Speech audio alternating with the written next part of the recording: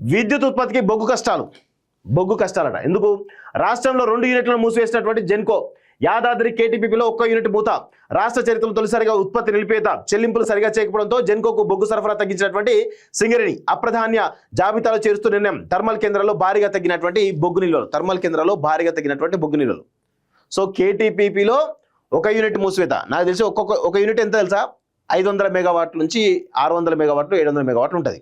So యాదాద్రిలో కూడా అదే పరిస్థితి. 500 మెగావాట్లు అంటే 500 మెగావాట్లు 1 యూనిట్, 500 మెగావాట్లు ఇంకొక యూనిట్, 2 యూనిట్లు కూడా మూసివేసిరట. సో దీనివల్ల ఏమైతే తెలుసా? రేపు మొత్తం తెలంగాణ అంతా కూడా అంధకారంలో ఉండబోతుంది. రైతాంగం కంప్లీట్గా వ్యవసాయం చేసుకునే పరిస్థితి ఉంటుంది.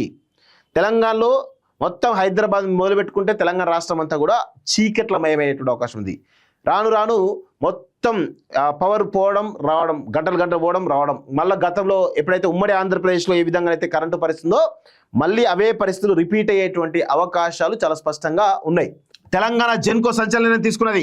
బొగ్గు కొరత కారణంగా రాష్ట్రంలో 2 థర్మల్ విద్యుత్ ఉత్పత్తి యూనిట్లు మూసివేసింది. యాదాద్రి థర్మల్ పవర్ స్టేషన్లో 1 యూనిట్, కాకతీయ థర్మల్ పవర్ ప్లాంట్లో మరొక యూనిట్లో సోమవారం నుంచి విద్యుత్ ఉత్పత్తి నిలిపేసింది. ఇలా 2 యూనిట్లను మూసివేయడం రాష్ట్ర చరిత్రలో తొలిసారి కావడం గమనార్హం. సింగరేణి నుంచి జెన్కో యూనిట్లకు బొగ్గు సరఫరా తగ్గిపోవడమే దీనికి కారణమట. అయితే బొగ్గు సరఫరాకు సంబంధించి చెల్లింపులు సకాలంలో చేయకపోవడంతోనే సింగరేణి సంస్థ సరఫరా తగ్గించింది. బకాయిలు భారీగా పెరిగిపోవడంతో జెన్కోకు బొగ్గు సరఫరాను అప్రధాన్య జాబితాలో చేర్చింది. 2025 నవంబర్ నాటికే సింగరేణికి జెన్కో 17,000 కోట్ల రూపాయలు చెల్లించాల్సింది. ప్రస్తుతం ఆ బకాయిలు 20,000 కోట్లు దాటాయి. సింగరేణి ఉత్పత్తి చేసిన బొగ్గులో సింహభాగం జెన్కోకే సరఫరా చేస్తున్నాం. చెల్లింపులు శూన్యంగా ఉండడంతో వేతనాలకు కూడా ఆ సంస్థ పక్కచూపు చూడాల్సిన పరిస్థితి నెలకొంది. దాంతో బొగ్గు సరఫరా తగ్గిపోయి విద్యుత్ ఉత్పత్తి యూనిట్లు మూతపడేటువంటి పరిస్థితి ఏర్పడింది.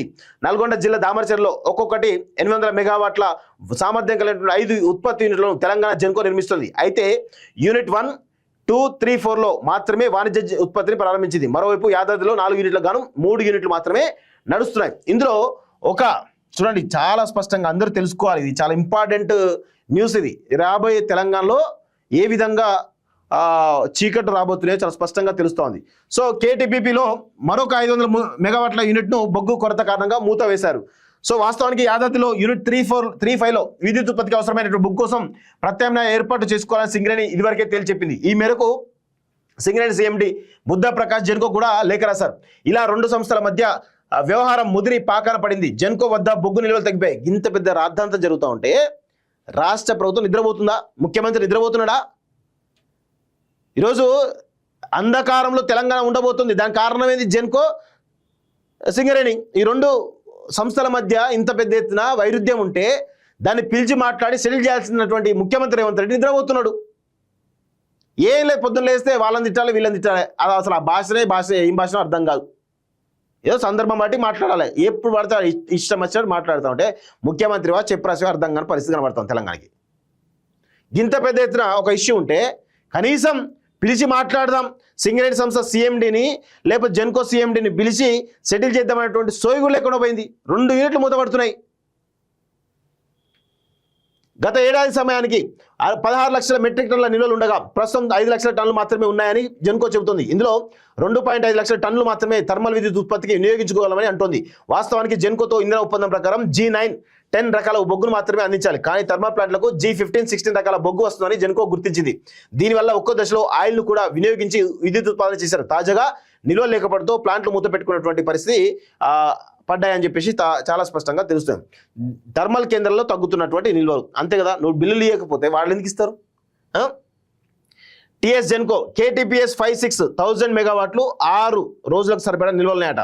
KTPS 7 800 మెగావాట్లకు సంబంధించి 9 రోజుల నిల్వలున్నాయట. KTPP 1100 6 రోజులకున్నాయట. భద్రాద్రి 1080 8 రోజులకట. యాదాద్రి 2400 6 రోజులకు నిల్వలున్నాయని చెప్పేసి చాలా స్పష్టంగా తెలుస్తుంది. బొగ్గు ఇచ్చేందుకు కేంద్రం రెడీ ఉన్నదట. మరి ఏందో అది ఏదో గూడుపుట అనేది నడుస్తుంది. దాని ప్రకారం ఇది ఉన్నట్టుగా చాలా స్పష్టంగా తెలుస్తుంది.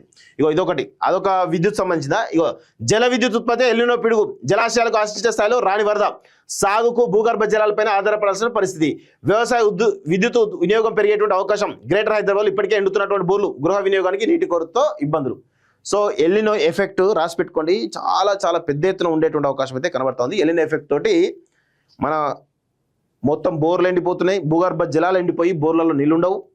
విద్యుత్ సరఫరా ఉండదు, ఇక రకరకాల ఇక ఒక్కటి స్టార్ట్ అయిందంటే ఇక దాని మల్టిపుల్ ప్రాబ్లమ్స్కి క్రియేట్ అవుతుంటుంది.